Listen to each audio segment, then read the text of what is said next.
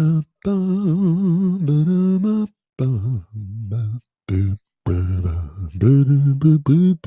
there we go. Hey, we are live.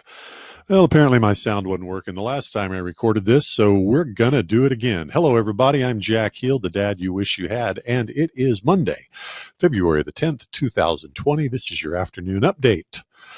Before I give you the update, however, it is time for us to pause and drink a toast to this present moment. It's good to be alive.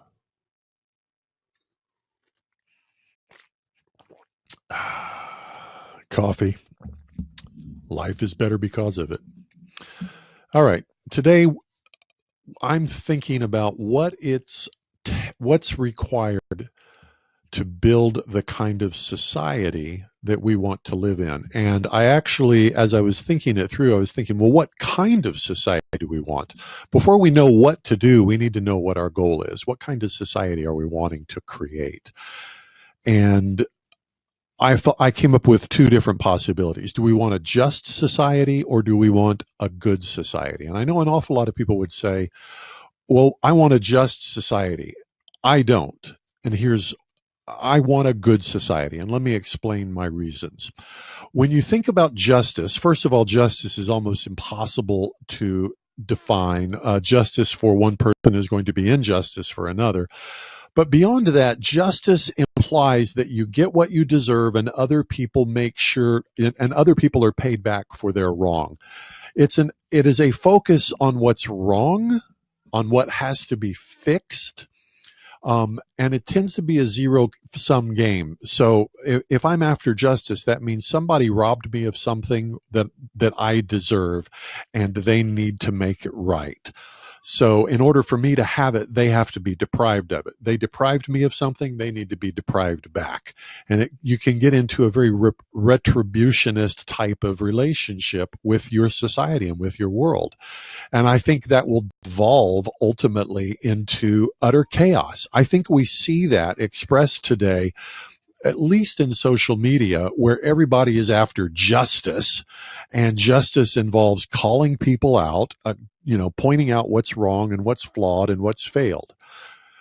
On the other hand, if we want to pursue a good society, by and large, most people can agree in general about what makes a good society. Most people want to have enough food and a good place to live that's secure so that they don't have to live in fear.